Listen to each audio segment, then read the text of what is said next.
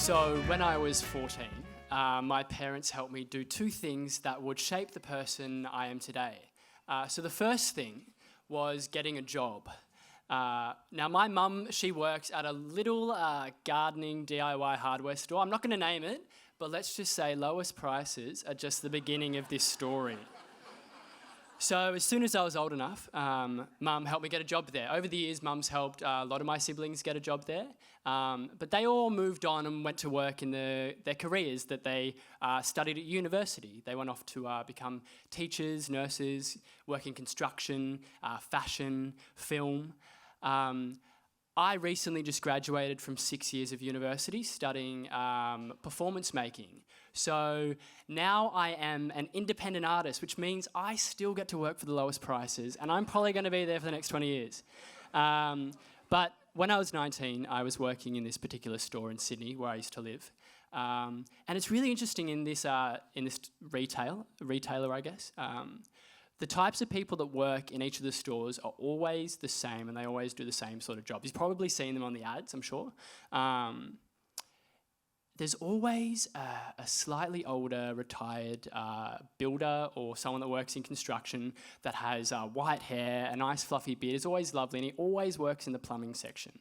Out in the nursery, you always have a slightly older horticulturalist who either used to be like a hippie or is really disgruntled at everything and everyone. There's always a really jacked up guy that either works at the paint counter or the trade desk. In this particular store, there was this guy, and what he used to do is he used to challenge everyone to see how many fingers they needed to lift up a 15-litre tin of paint. And the reason is because he could lift up two 15-litre tins with only his pinky. Like, that's how jacked up he was.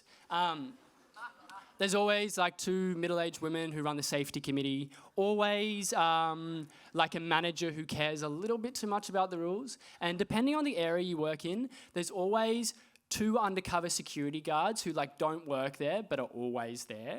You usually don't see these guys on the ads. They like to keep their anonymity, you know. But on this particular day, I was headed out the store, about to jump on the travelator to go downstairs through the big sliding doors downstairs, and I hear behind me, "Excuse me, sir, undercover security." Not to me, of course, but to a gentleman behind me. And this customer, he was your stereotypical middle-aged builder. Big pot belly, like slightly too short footy shorts, and a paint-splattered footy jersey that was at least 30 years old. And inside his footy shorts was this big bulge. And for a second I was like, is he happy to see me, or is he stealing something? It was, of course, the latter. But this thing usually happens, and so I just continued on my way down the travelators. A few moments later, however, I hear this big raucous coming from above me, and what sounded like a stampede running down the travelator to my left. Running down was the big thief, followed by the bigger security guard, followed finally by the even bigger guy that works in the trade desk, you know, the one that lifts 15-litre tins of paint. And so this guy, he's charging at me now, and I'm almost in front of the big sliding doors, and he thinks that I'm in his way. So he stops, goes to turn around to run through the other sliding doors, but by this time, the two larger, considerably jacked up men are in his way. We have him cornered. So he looks at them. Yeah. Then at me. Then at them. Back at me. And it was pretty obvious to see that the only thing that stood between him and freedom was a 50-something kilo, 19-year-old young boy. So he looked at me and he ran. Little did he know that since the age of 14, I had been getting ready for this exact moment. You see, this is where the second thing that my parents helped me do at age 14 comes into play. I always wanted to, as a kid, play rugby. Now, I know it's pretty hard to see now, but I always wanted to play, and I have a rare blood disorder, so the doctor said, no way, no contact sports. And also, I'm tiny, like I weigh 59 kilos on a good day now. 14-year-old me was like yay high. He was tiny. But I went up to my mum and dad and I said, Mum, Dad, I really want to play football.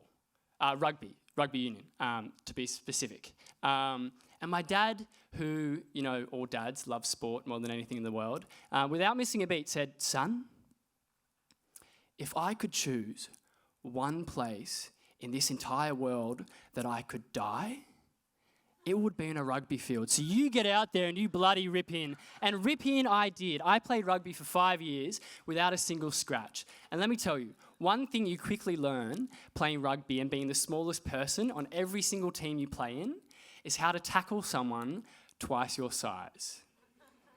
So here he is. He's running, charging at me like a bull and a matador, except I refuse to move. And I remember the little technique my under-14s coach told me. And the technique was drop, lock, and stick. Drop your shoulder, lock your arms, and stick on for dear life. And stick I did like a little mosquito on a summer's night. I'm on him, riding him, dropping the shoulder, and he's going nowhere. And all of a sudden, backup's there, and all three of us on top of him, and we're like squirming around the floor, but like he's down for the count, and I'm the biggest hero in the store. I'm talking like free coffees, pats on the back, reliving the moment, like absolutely everyone's going wild until, of course, I hear over the PA system, "Good afternoon, team members. William to the manager's office." That's William to the manager's office. And the thing I've left out to this moment in time is that the manager who likes to stick to the rules a little bit too much in this store at this present time was in fact my mother. Yeah. So I make my way up to the manager's office. She ushers me to sit down, closes the door, and the second that door closes, she is going off her head about like company policy and safety procedures, how I'm a disappointment to our family, about how I should have just stepped to the side and let this fine gentleman run past. And in that moment, the line between manager and mother kind of blur for a moment, and I say, with the utmost respect, of course, "I'm so sorry you feel like this, Mum, but if I was in that situation time and time and time again, I promise you I'm going to do the exact same thing." And she lost it. Even like wrote me up for good measure, as if that's something a 19-year-old would care about. But I have been reflecting on this little adventure recently, but while writing this story, and like, would I stick by that hard stance I took as a fresh 19-year-old? And the answer is a big no. Like, would I do the same thing again? Like at that age, yes, of course I would. But like, I'm 27 now. I've grown up, and what my mum said, like, it's right. I shouldn't put myself in the way of harm. So, for any would-be criminals in the audience, just a little word of advice. If you're ever, next time you're in your like local garden DIY hardware store, and if you're ever to see me personally, of course, my one word of advice is just to run it straight. Thank you.